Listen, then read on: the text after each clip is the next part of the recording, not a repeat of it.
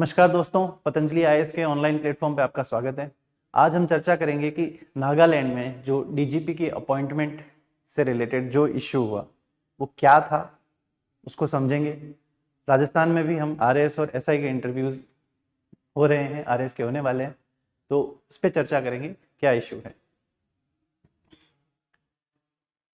हुआ क्या है? हुआ ये है कि 23 जनवरी को सुप्रीम कोर्ट ने नागालैंड गवर्नमेंट को ये डायरेक्ट किया है, ये बोला है कि आप रुपिन शर्मा को एज ए डीजीपी अपॉइंट कीजिए 1 हफ्ते के अंदर अंदर। ओके, तो रुपिन शर्मा जी कौन है? रुपिन शर्मा जी हैं 1992 बैच के आईपीएस। 1992 बैच के आईपीएस हैं रुपिन शर्मा जी, और फिलहाल पोस्टेड थे इससे पहले, हालांकि नागालैंड गवर्नमेंट ने अपॉइंट कर दिया है इनको, तो अभी ये home guard and civil defence में नहीं है, पर पहले ये यहां थे। पर अभी हम ये बात करें कि पहले डीजीपी कौन थे, तो पहले डीजीपी जो थे वो टी जॉन लॉन्गकोमेर डीजीपी थे, और ये अगस्त 2022 पे रिटायर होने वाले थे। पर क्योंकि सेंट्रल गवर्नमेंट ने, यूनियन एचएमओ ने इनको 6 मंथ्स का एक्सटेंशन दे दिया था। अभी 6 मंथ्स का एक्सटेंशन दिया, इस पे इश्यू क्रिएट हुआ। फिलहाल हुआ क्या है कि यूपीएससी ने रिकमेंड किया रुपिन शर्मा जी का नाम। नागालैंड गवर्नमेंट ने बोला कि नहीं बनाना, हमें और ऑप्शंस दो। फिर ये सुप्रीम कोर्ट में चले गए। सुप्रीम कोर्ट ने वापस डायरेक्ट किया कि यूपीएससी ने जो बोला है वो होना चाहिए और विद इन अ वीक होना चाहिए। ठीक है, आगे हम देखते हैं कि जब 6 महीने का एक्सटेंशन मिला है, तो उसके against Nagaland law students federation, इन्होंने सुप्रीम कोर्ट का रुख कर लिया और सुप्रीम कोर्ट से ये कहा कि ये जो अपॉइंटमेंट है ये 6 महीने एक्सटेंड की हुई है और उसके अकॉर्डिंग नहीं है। जैसे प्रकाश सिंह केस में भी कुछ रिकमेंडेशंस दी थी सुप्रीम कोर्ट ने, उसके अकॉर्डिंग नहीं है, तो आप डायरेक्ट कीजिए स्टेट को या यूपीएससी को कि हाँ, हमको एक डीजीपी नया नियुक्ति मिले। तो ये स्टूडेंट्स यूनियन गई सुप्रीम कोर्ट में। सुप्रीम कोर्ट ने डायरेक्ट किया स्टेट को कि एक पैनल भेजो, एक लिस्ट भेजो यूपीएससी को, जिसके ऊपर वो डिसाइड कर सकें कि आपका डीजीपी नया कौन होगा। तो अभी तक यहां ये बात हुई थी। उसके बाद यूपीएससी में जो पैनल, वरिष्ठ पैनल जो था, जनरली 3 कैंडिडेट्स कम से कम होने चाहिए सुप्रीम कोर्ट के अकॉर्डिंग, पर 2 ही नाम थे यहाँ पे। एक रुपिन शर्मा जी का नाम था और दूसरा ए सुनील आचार्य का नाम था। ये 1992 बैच के आईपीएस हैं और ये 1991 के। फिलहाल क्या है, इन दोनों का नाम ही आया क्योंकि तीसरा व्यक्ति कुछ वो कैटेगरीज, वो शर्तें पूरी नहीं करता था जो एक चाहिए होती है। कुछ शर्तें हैं, हम आगे देखेंगे, जैसे 30 साल का एक एक्सपीरियंस होना चाहिए उनको पुलिस डिपार्टमेंट में, वो नहीं था। तो 2 ही नाम आए। उसमें आचार्य जी पहले से दिल्ली में पोस्टेड है कैबिनेट सेक्रेटेरिएट में, और यूनियन एचएमओ ने बोल दिया कि भाई ये बहुत ही जिम्मेदारी का काम ले रखे हैं यहाँ पे, इनको हम रिलीव नहीं कर सकते, और शायद इनकी इच्छा भी नहीं थी। ये भी बात कितनी सत्य है, क्या है कि भाई यूनियन एचएमओ नहीं करना चाहते थे या फिर ये खुद नहीं आना चाहते थे, हम उसमें नहीं आते। बात रह गई कि रुपिन शर्मा जी अकेले रह गए, वो अभी नए डीजीपी हैं नागालैंड के। उसके आगे हम देखते हैं कि स्टेट गवर्नमेंट ने बोल दिया कि रुपिन शर्मा जी को नहीं बनाना। 2006 में प्रकाश सिंह केस जो है, अभी ऐसा ही इंटरव्यू चल रहे हैं राजस्थान में, तो काफी चर्चा होती है इस केस के बारे में। 2006 में ये रूल दिया था सुप्रीम कोर्ट ने।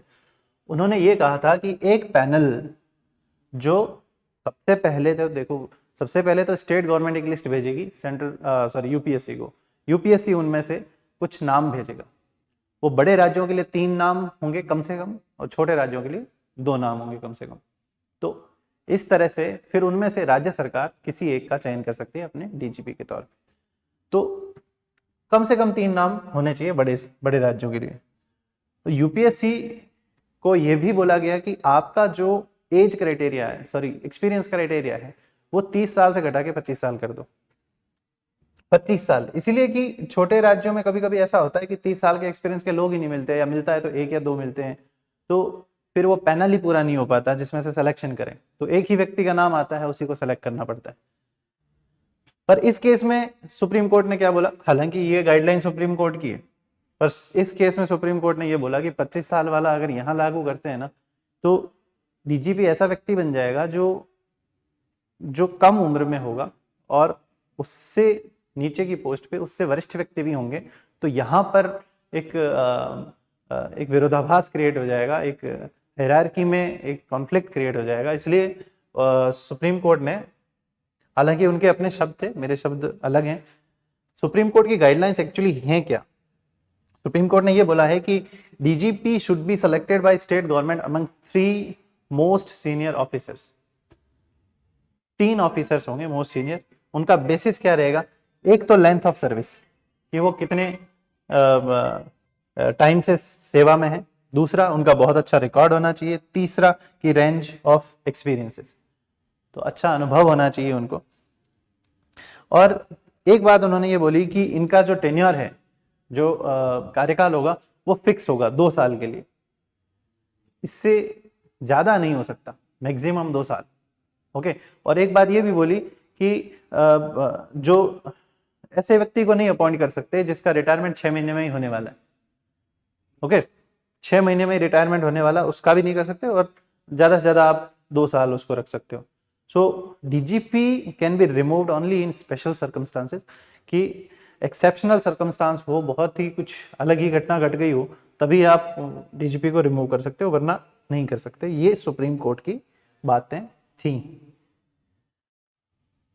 तो 2006 में तो प्रकाश सिंह केस में इतनी सब बातें की उन्होंने, पर 2009 में यूपीएससी ने खुद गाइडलाइंस निकाली कि हम डीजीपी कैसे अपॉइंट करेंगे। तो सबसे पहली बात तो states to send a list to UPSC.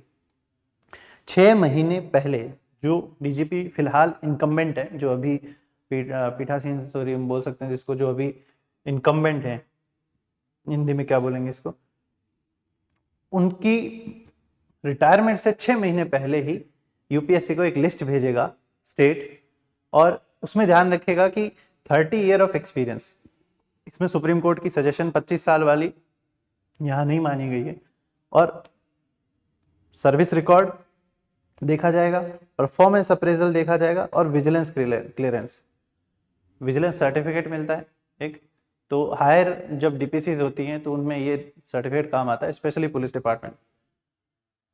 और यूपीएससी के अकॉर्डिंग इसकी कमेटी कौन सी होगी, कमेटी जो अपॉइंट करेगी वो होगी यूपीएससी के चेयरमैन, उस कमेटी को हेड करेंगे, यूनियन होम सेक्रेटरी होंगे, और स्टेट के चीफ सेक्रेटरी होंगे, उसके बाद स्टेट के डीजीपी होंगे, और chief of a central police organisation.